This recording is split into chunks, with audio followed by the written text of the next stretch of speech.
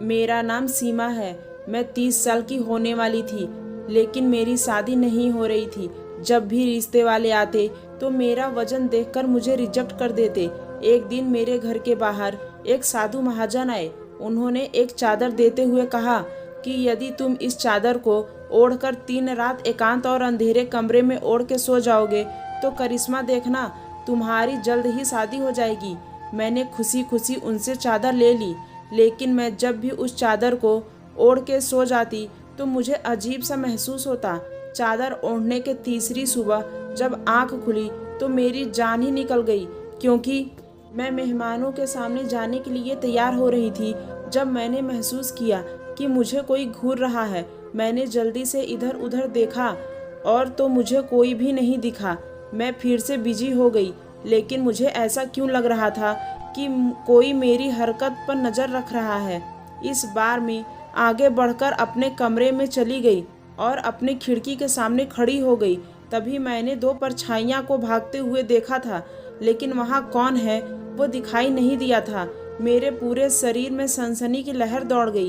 एक अजीब तरीके के डर ने मुझे जकड़ लिया था। आखिर चुपके से मुझे कौन देख रहा था। मैं अभी ये बस सोच ही रही थी कि अनीता कामवाली मुझे बुलाने आ गई। मैं अनीता से पूछने वाली थी, क्या तुमने किसी को मेरी खिड़की के सामने देखा था? फिर मैंने सोचा कि मैं इससे बाद में पूछ लूँगी। मैं चाय की ट्रे लेकर लिविंग रूम में दाखिल हुई तो सामने बैठी एक समझदार महिला ने कहा, आप चाय वगैरह की झंझट छोड़ दीजिए, चलो पहले हमें लड़की से मिलवाइए। आज फिर मेरे लिए रिश्ता आया तो हम माँ बेटी सुबह से काम में लगी हुई थी। अनीता और उसके बेटे ने घर की साफ सफाई कर दी थी। चाय आदि के लिए सामान हम माँ बेटी ने मिलकर तैयार किया था। अब जब मैं चाय लेकर लिविंग रूम में दाखिल हो चुकी थी तो उस औरत के सवाल ने मुझे परेशान कर दिया। मेरी माँ ने भी डरते हुए मेरी ओर देखा और कहा, यह सीमा है मेरी बच्ची। उस औरत की आंखें फैल चुकी थी। वो बोली, हमने सुना था कि आपकी बेटी 30 साल की है, लेकिन ये तो किसी भी नज़रिए से इतनी कम उम्र की नहीं लग रही है। मेरा दिल 100 टुकड़ों में बट गया था। मैं चाय की ट्रे रखकर बाहर निकल गई। मेरी माँ ने कहा, उम्र तो 30 साल की ही है, लेकिन थोड़ा मोटापा है। इस वजह से उस औरत ने कहा, अरे बहन, आजकल बहुत सारी आधुनिक मशीनें आ गई हैं। अपनी बेटी को थोड़ी कसरत करने के लिए कहें, डाइटिंग करवाएं। इस मोटापे के साथ कोई भी इसे अपनी बहू बनाने को तैयार नहीं होगा। मैं उस औरत का जवाब समझ गई थी, इसलिए मैं सब कुछ छोड़कर छत पर आकर बैठ गई। मेरी आंखों से आंसू बहने लगे थे। रिजेक्शन एक बहुत बड़ी पीड़ा है। ये एक व्यक्ति को अंदर से खत्म कर देती है। कैसा लगता है जब कोई व्यक्ति आपको नापसंद कर जाए, वो आपको ठुकरा कर चला जाए। पहले पहले तो हमें लगता कि हमें ठुकराने वाले का दिमाग ही खराब है, उसके खास गुणों का नहीं, लेकिन दूसरे व्यक्ति के पास इतनी होशियारी ही नहीं कि वो हमें पसंद करे। लेकिन फिर जब ये अपमान बढ़ते जाता है तो दिल और दिमाग में दरारें पड़ने लगती हैं। धीरे धीरे हमारा दिल हर चीज़ से अलग हो जाता है। हमें अपने अस्तित्व से घृणा होने लगती है। आईना भी बुरा लगता है। मेरे मोटापा की वजह से हर रिश्ता मुझे रिजेक्ट कर कर चला जाता था। मैं अपनी रिजेक्शन पर शोक मना रही थी जब एक बार फिर से लगा कि मुझे कोई छुपकर देख रहा है। मैं जल्दी से उठकर खड़ी हो गई। मैंने अपनी चारों तरफ नजरें दौड़ाई, तब मुझे लॉज में लगे पौधों की सरसराहट सुनाई दी थी। वो जो कोई भी था उधर ही था। तभी मैंने मीनू को नौकर के क्वार्टर से बाहर आते देखा। मैंने उसे बुलाया और बोला, जरा देखो तो उस पौधों के पीछे कौन है। उसने सभी पौधों पर नज़र दौड़ाई, लेकिन उसे कोई भी नज़र नहीं आया था। ऐसी पहली बार नहीं हो रहा था। अक्सर मुझे लगता था कि कोई मुझे घूर रहा है, लेकिन फिर भी मैं उसे नज़रअंदाज कर देती थी। लेकिन अब ये सब बहुत ज़्यादा हो रहा था। मैं धीरे धीरे मानसिक रोगी होती जा रही थी। एक तरफ ये साया, दूसरी तरफ ये मोटापे का दर्द। मैं शुरू से इतनी मोटी नहीं थी, बल्कि मैं तो एक दुबली पतली सी लड़की थी, जैसे 15-16 साल की उम्र की लड़कियां आमतौर पर होती हैं। लेकिन मेरे घर वालों को मुझे मोटा बनाने की पड़ी थी। मेरी माँ मेरे दुबले पतलेपन से परेशान रहती थी कि मुझे जवानों की बातों से कोई फर्क नहीं पड़ता था। मैं खुद को किसी भी तरह की हीन भावना में नहीं डालती थी। फिर जैसे जैसे मेरी उम्र बढ़ती गई मेरा जिस्म भी भरने लगा। खूबसूरत तो मैं शुरू से ही थी, अब गाल भर गए थे तो हुस्न को 4 चांद लग गए थे। हर तरफ मेरे और मेरे खूबसूरती के चर्चे थे। हर कोई मेरे जैसा बनना चाहता था। मेरी माँ मेरी नज़र उतारते नहीं थकती थी, लेकिन फिर भी न जाने किसकी बुरी नज़र मुझे लगी थी। मैं बीमार रहने लगी, शरीर में हर समय दर्द रहता था। एक दिन मैं कॉलेज में चकराकर गिर गई थी। मुझे तुरंत अस्पताल ले जाया गया था। डॉक्टर ने यही कहा था कि मुझ में ताकत की कमी है, इसलिए उन्होंने मुझे ताकत वाले इंजेक्शन लगाने को कहा। ना जाने किस तरह के ताकत वाले इंजेक्शन पूरे 1 हफ्ते से मुझे लग रहे थे। मेरा सारा जिस्म फूल गया। डॉक्टर ने कहा कि ये सब इंजेक्शन के समय हुआ था, कुछ ही दिनों में सूजन कम हो जाएगी, लेकिन सूजन कम होने के बजाय बढ़ने लगी थी। इस तरह इंजेक्शन के गलत रिएक्शन की वजह से मेरा शरीर फूल गया था, मेरा चेहरा बड़ा हो गया था, मेरा वजन इस तरह से बढ़ गया था कि मैं एक कम उम्र की लड़की लगने के बजाय एक ज़्यादा उम्र के औरत की तरह दिखने लगी थी। अब मेरे घर वालों की मेरी चिंता सता रही थी। मुझे भी मोटापे से नफरत थी। मैं सारा दिन रोती रहती थी। मेरी माँ मुझे दिलासा देती थी, लेकिन मैं हर समय उदास रहने लगी थी। कॉलेज जाती तो लड़कियाँ मेरा मजाक उड़ाती थी और मुझे आंटी आंटी कहकर तंग करती थी। मैंने कॉलेज छोड़ने का इरादा कर लिया था, लेकिन मेरे पिताजी बहुत नाराज हो गए थे। उन्होंने मुझे इस तरह की बेवकूफ़ी करने से मना किया था। खैर, जैसे तैसे मैंने कॉलेज खत्म किया और घर पर बैठकर एक अच्छे से रिश्ते का इंतजार करने लगी। लेकिन यहाँ भी मेरा मोटापा मेरी रास्ते में दीवार बन गया। जो भी रिश्ता आता वो मेरे मोटापे की वजह से मुझे रिजेक्ट कर देता और मेरी छोटी बहनों में से किसी को पसंद कर जाता। लेकिन पिताजी की भी जिद थी कि वो चाहते थे कि सबसे पहले मेरी ही शादी हो। इधर हमारे खानदान में मुझसे छोटी सभी लड़कियों की शादी हो चुकी थी, जबकि मैं अभी भी अपने माता पिता के कंधों पर धरती का बोझ बनकर बैठी थी। लेकिन मैं कर भी क्या सकती थी? मेरे हाथ में रोने के सिवा कुछ भी नहीं था। शाम हो चुकी थी, सभी पंछी अपने घोंसले में लौट चुके थे। मैं लॉन में आकर चहलकदमी करने लगी। तभी हमारे गेट पर दस्तक हुई और एक आवाज़ आई, कोई है जो भगवान के नाम पर मेरी मदद करे, उसके दिल की हर इच्छा पूरी हो जाएगी। मुझे साधु बाबा की आवाज़ सुनाई दी। मैं तेजी से गेट की ओर बढ़ी थी। सामने ही एक बाबा बैठे थे, जिन्होंने सिर से पांव तक कंबल ओढ़कर रखा था। मैं बोली, बाबा तुम्हें क्या चाहिए? वो अपनी भारी भरकम आवाज़ में बोले, जो मुझे चाहिए वो इंसान दे ही नहीं सकता, लेकिन तुझे जो चाहिए वो मैं तुम्हारे माथे पर लिखा हुआ देखकर पढ़ सकता हूँ। मुझे बड़ा आश्चर्य हुआ। मैंने चुनौती दी और कहा, तो फिर बताओ मुझे क्या चाहिए? उस साधु बाबा ने अपने बगल में पड़ी चादर उठाकर मुझे देते हुए बोला, इस चादर को एक एकांत और अंधेरे कमरे में सिर्फ 3 रातों के लिए ओढ़कर सो जाओगी तो करिश्मा देखना, तुम्हारी शादी जल्द हो जाएगी। जब मैंने शादी की बात सुनी तो मैं चौंक गई। बेशक वो साधु बाबा कोई आम इंसान नहीं थे। उन्होंने मेरी परेशानी का एकदम सटीक कारण बताया था। मैंने झट से कांपते हाथ से उस चादर को पकड़ लिया। तभी मेरी माँ ने दरवाज़ा खोला। वो मुझे देखकर चौंक गई। वो बोली, तुम यहाँ खड़े होकर क्या कर रही हो? मैंने माँ से कहा, माँ, बाबा जी ने मुझे चादर दी है। माँ जल्दी से गेट के पास चली गई और अपना सिर बाहर निकालकर देखा तो वो महाराज उधर ही बैठे थे। उस साधु बाबा ने मुझे जाने का इशारा किया और कहा, ये चादर ले जाकर अपने कमरे में रख दो, पीछे मुड़कर मत देखना। मैंने अपने दोनों हाथों से उस चादर को पकड़ लिया और मैं अपने कमरे में दाखिल हो गई। थोड़ी देर बाद मेरी माँ कमरे में आ गई।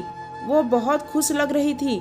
वो बोली, सीमा, साधु बाबा ने मुझे बताया है कि आज से ही ठीक 3 दिन के बाद जो पहला रिश्ता तुम्हारे लिए आएगा उसको स्वीकार करते ही आपके घर में खुशहाली आ जाएगी। लेकिन इस रिश्ते को नकार दिया तो हमसे सब कुछ छीन लिया जाएगा। हम सड़क पर आ जाएंगे बेटा। मैं परेशान हो गई थी, लेकिन माँ ने मुझे हौसला दिया और ख़ास ताकत दी कि बेटा रात के समय इसको ज़रूर ओढ़ लेना। माँ के जाने के बाद मैंने उस कंबल को खोल के देखा तो काले रंग का एक गर्म काला कंबल था।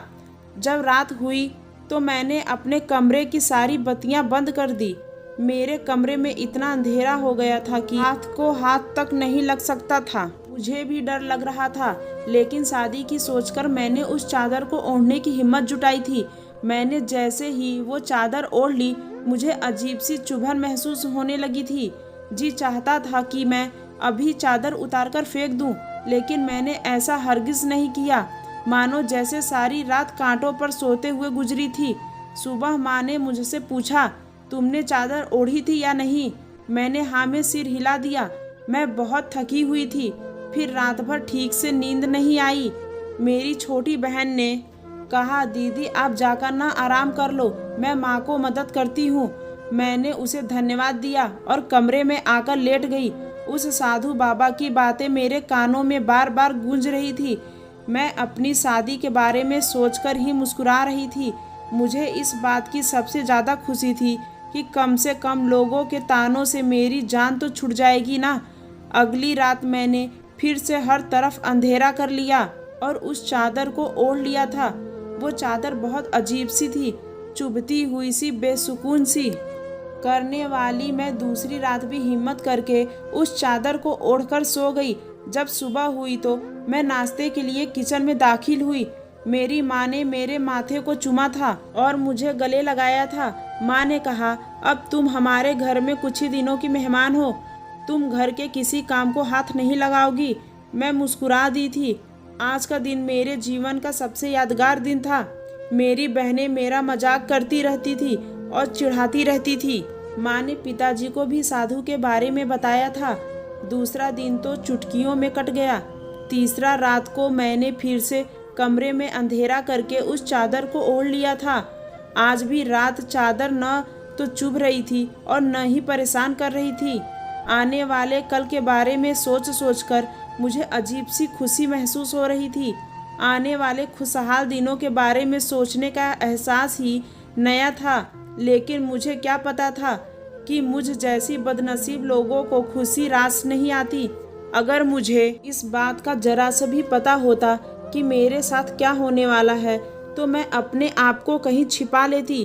खैर, मैंने सुबह ही नहा धोकर नए कपड़े पहन लिए, बाल बनाए, हल्का फुल्का सा मेकअप किया था। मैं जानती थी कि मेरा किसी भी पल रिश्ता आ सकता है, इसलिए मुझे तैयार ही रहना चाहिए था। अब मैं तैयार होकर कमरे से बाहर निकली तो पिताजी ने मुझे गले से लगा लिया और मुझे बहुत प्यार किया था। मेरी बहनें भी बड़ी खुश सी थी। वो आपस में यह तय कर रही थी कि सीमा दीदी को अपनी शादी में किस कलर का लहंगा पहनना चाहिए। फिर हम सब नाश्ते की टेबल पर बैठ चुके थे। मेरे कान बाहर उस गेट की तरफ लगे थे जहाँ से मेरा रिश्ता आने वाला था। लेकिन तभी फिर एक अजीब सी बात हो गई थी। हम सबके सामने नाश्ता रखकर अनीता जमीन पर बैठ गई। पिताजी परेशान हो गए।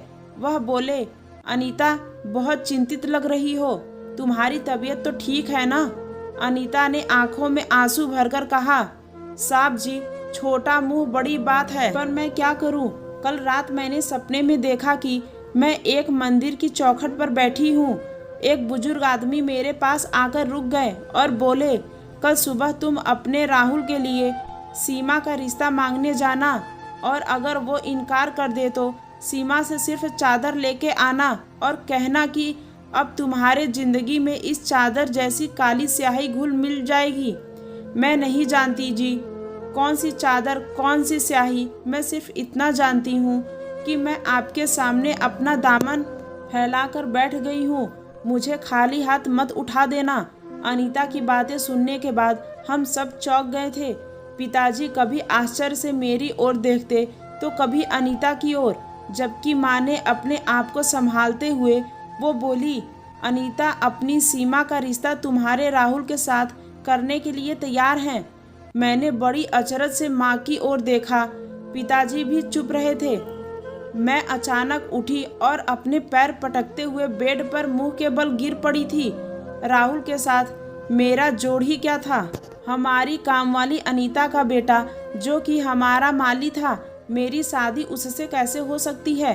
माना कि बचपन में हम दोनों में काफ़ी गहरी दोस्ती थी। हम एक साथ खेलते थे, लेकिन बचपन को भी गुजरे हुए जमाना बीत गया था। मैं ज़ोर ज़ोर से रोने लगी थी।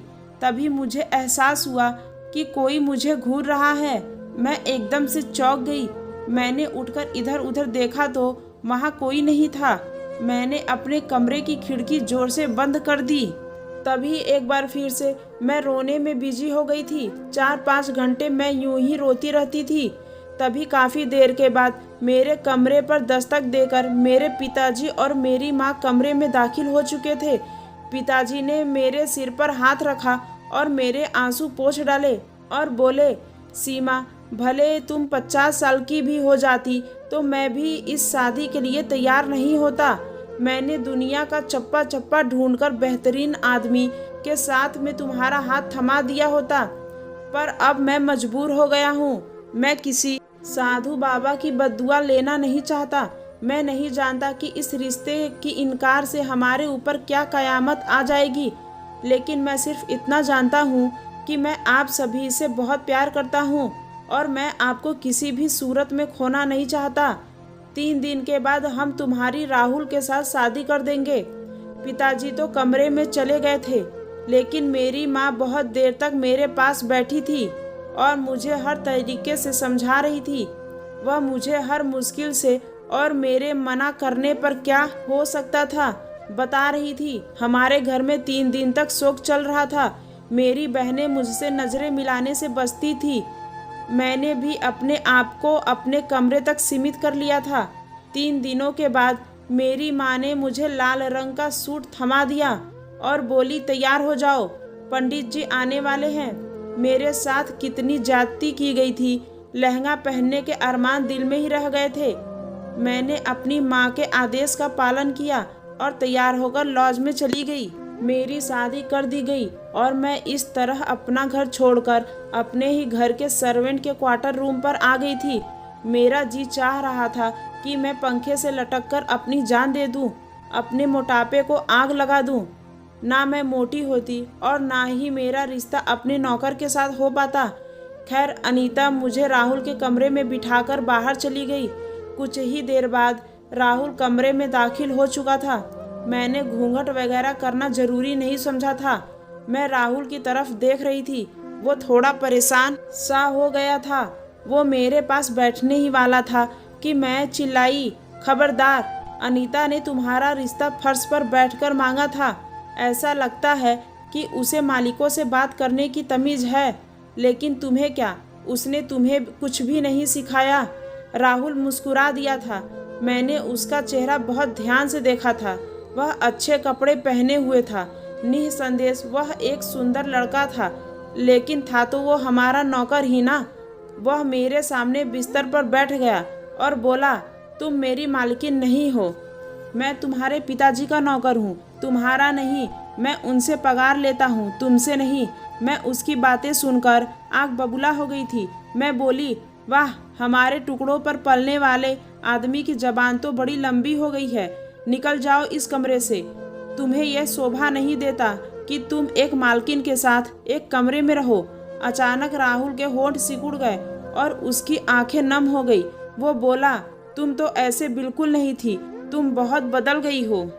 आंखों में आंसू लिए राहुल चला गया। राहुल के जाने के बाद मैं उठी और कमरा बंद करके आराम से सोने के लिए लेट गई। जब सुबह हुई तो मैं उठी और सीधा अपने घर चली आई। पिताजी मुझे देखकर हैरान रह गए। मैं बोली, पिताजी, हमने साधु बाबा की बात मान ली है।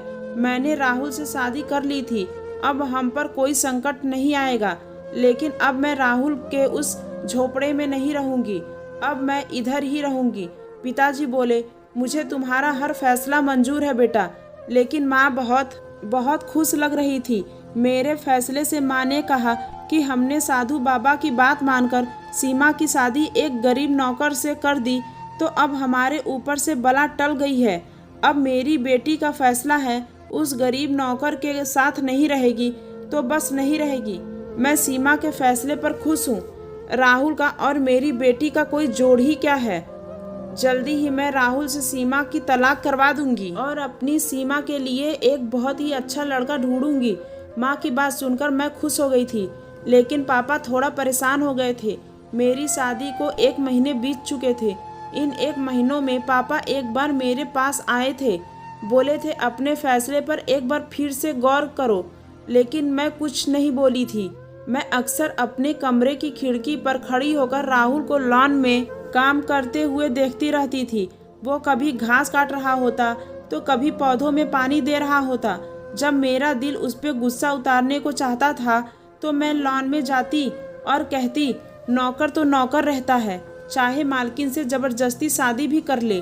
राहुल मेरी बात सुनकर मुस्कुरा देता था और कहता था, मेहनत करने से कोई शर्म नहीं होती। राहुल का हर एक अंदाज मेरे दिल को छू लेता था। कभी कभी उसकी शरारती आंखें देखकर मेरे दिल में कंपन होने लगता। काश वह हमारा नौकर न होता, बल्कि किसी खाते पीते घर का लड़का होता, तो मेरे चचेरे भाई बहन और मेरे दोस्त उसे देखकर जल ही जाते। यूं ही करते करते 5 महीने हो चुके थे। एक दिन अनीता जब मेरे पिताजी के पास आई, उस समय मैं किचन में थी और पिताजी लॉज में बैठे हुए थे। अनीता बोली, मालिक, हम आपका घर छोड़कर यहाँ से जाना चाहते हैं। शादी के बाद राहुल को सीमा बिटिया से प्यार हो गया है। वह उसके प्यार में पागल हो गया है। मैं अपने जवान बेटे को इस तरह दुखी नहीं देख सकती साहब। इस समय भी उसे इतना बुखार है कि मैं क्या बताऊं। मैं अनीता की बातें सुनकर दंग रह गई थी। कोई मुझसे इतना प्यार कैसे कर सकता है? मैं तो मांस का पहाड़ हूँ। फिर राहुल मेरे मोहब्बत में कैसे डूब गया? अनीता की बातें मेरे कानों में गूंजती रही थी। जब रात हुई तो मैं सोने के लिए बिस्तर पर लेट गई, लेकिन आज नींद मेरी आंखों से कोसों दूर थी। एक अजीब तरह की बेचैनी मेरे पूरे शरीर में दौड़ गई थी। मैं एकदम से अपने बिस्तर से उठी और सबसे नज़र बचाकर सर्वेंट क्वार्टर की तरफ चल दी थी। अनीता के क्वार्टर का दरवाज़ा खुल गया था। मैं दबे कदमों के साथ आगे बढ़ रही। मैं वहाँ सिर्फ राहुल को देखने गई थी।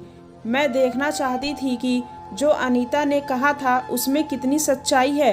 मैं आगे बढ़ती गई कि तभी राहुल की मधुर आवाज़ मेरे कानों में पड़ी तो मैं रुक गई। वह अपनी माँ से बोल रहा था, माँ, मैं तो सोचता था कि मेहनत मजदूरी करके अपना कमाना और खाने में कोई शर्म नहीं है, लेकिन ये अमीर लोग अपने नौकरों को अपने पैरों की जूती समझते हैं। माँ, तुमने मुझे कितना समझाया था कि इतने ऊंचे ऊंचे सपने मत देख। सीमा तुमको कभी नहीं मिल सकती है, लेकिन मैं भी क्या करूँ माँ? वो मेरे बचपन का प्यार थी, लेकिन मैं उसके प्यार को पाने के बारे में सोचता भी नहीं। मैं सीमा के प्यार को अपने दिल के अंदर कहीं दफन कर लेता, लेकिन आपने कहा था कि सीमा की माँ उसका रिश्ता नहीं होने देगी। वो पूरी जिंदगी सीमा को घर पर बिठाकर रखेगी। राहुल की बात सुनने के बाद मुझे आश्चर्य हुआ। फिर अनीता ने कहा, हाँ राहुल, मैंने सच ही तो कहा था। तुम जानते हो, सीमा 2 महीने की थी जब उसकी माँ गुजर गई थी। फिर मैंने ही उसकी देखभाल की थी। मैं तुम दोनों को बहुत चाहती थी। तुम्हें और सीमा को एक ही बर्तन में खाना खिलाती थी। तुम्हारे पालने में उसे सुला देती थी। फिर बड़े साहब ने दूसरी शादी। यह नई मेम साहब गरीब और लालची घराने की थी। इसका बस नहीं चलता था कि रातों रात हर चीज को अपने कब्जे में कर सके। ये सीमा के साथ भी अच्छा सुलूक नहीं करती थी। फिर इसके खुद के बच्चे हुए। इसकी बेटियां ठीक ठाक रंग रूप थी, जबकि सीमा तो 14वीं की चांद थी बेटा। मेम साहब ने जानबूझकर उसकी सुंदरता को खराब करने के लिए सीमा को मोटापे का इंजेक्शन दिए ताकि इसकी शादी ना हो सके और न ही जायदाद का एक हिस्सा उसे देना पड़ता। अनीता की बातें सुनकर मैं चकरा गई थी। मैं अपने पैरों पर खड़ी नहीं हो पा रही थी। मैं उधर ही जमीन पर बैठ गई थी। राहुल बोला, माँ, मैं पौधों के पीछे छुप छुप कर सीमा को देखा करता था। वो हर समय रोती रहती थी। मुझे उसके आंसू बर्दाश्त नहीं होते थे, इसलिए मैंने साधु बाबा वाला ढोंग रचाया था। मैं अपने दोस्त के पिता को लेकर आया था। उन्होंने साधु बाबा बनने का नाटक किया था। हमारी इस चाल ने सीमा से मेरी शादी तो हो गई, पर उसने मुझे नहीं अपनाया। अब हम कल सुबह हमेशा हमेशा के लिए ये घर छोड़ के चले जाएंगे। मैं राहुल की बातें सुनकर रोती रह गई थी। मैं बड़ी मुश्किल से अपने कमरे तक पहुंची थी। रात के 12 बज रहे थे। मैं बुरी तरह से रो रही थी। मैंने पिताजी का नंबर मिलाया और अपने कमरे में आने के लिए कहा। पिताजी दौड़े चले आए थे। वो मेरी आवाज़ सुनकर काफ़ी परेशान हो गए थे। मैं उनके सीने से लगकर रो रही थी। फिर मैंने पिताजी को सारी कहानी सुना दी। पिताजी ने मुझे भरोसा दिलाया कि वे सब कुछ खुद ही संभाल लेंगे। सुबह हुई तो पिताजी ने माँ को बताया कि सीमा अपने घर जाना चाहती है। सुनकर थोड़ा उदास हो गई थी। पिताजी ने राहुल और अनीता को घर बुलाया था। पिताजी ने राहुल से कहा, राहुल बेटा, तुम्हें पता है कि मेरा कोई बेटा नहीं, दामाद भी बेटे की तरह ही होते हैं। मैं तुमसे विनती करता हूँ कि मेरे ऑफिस तुम संभाल लो। राहुल हैरान था, जबकि मेरी माँ के चेहरे का रंग उड़ गया था। पिताजी ने ऑफिस के सारे कागजात राहुल को जबरदस्ती सौंप दिए थे। पिताजी के जबरदस्त प्लानिंग से माँ को एक जोरदार थप्पड़ लगा था। जिस जायदाद के लिए माँ ने मुझे जीवन भर घर में बिठाकर रखने की योजना बनाई थी, पिताजी ने वही जायदाद मेरे पति को सौंप दी थी। तभी मेरी माँ का असली चेहरा सामने आ गया। वह गुस्से से बोली, तुम ऐसा नहीं कर सकते। मेरी सालों की तपस्या को मिट्टी में नहीं मिला सकते। अपनी जायदाद का एक छोटा सा हिस्सा भी मैं इस लड़की और इस नौकर को नहीं दूंगी। माँ की बात सुनकर पापा ने एक जोरदार थप्पड़ माँ के मुंह पर जड़ दिया और बोले, मुझे सब कुछ पता चल गया है कि कैसे तुमने मेरी बेटी की जिंदगी खराब करनी चाहिए। अब अगर आगे से एक शब्द भी मुंह से निकाला तो इस घर से निकाल दूंगा। मैं और राहुल पापा की दूसरे घर में रहने के लिए आ गए। राहुल पापा के ऑफिस में काम करता है, अच्छी सैलरी पाता है। उसने मुझे एक बहुत बड़े डॉक्टर को दिखाया और मेरा इलाज शुरू करवाया। धीरे धीरे दवाइयों के असर करना शुरू कर दिया और मेरा मोटापा खत्म हो गया और आज मैं बिल्कुल ठीक हूँ। राहुल मुझसे बहुत प्यार करता है, मेरी हर ख्वाहिश पूरी करता है। जब जब राहुल को देखती हूँ तो खुद की किस्मत पर गर्व होता है। भगवान मेरे जैसा पति हर लड़की को दे। कृपया मेरे चैनल को सब्सक्राइब करें। धन्यवाद।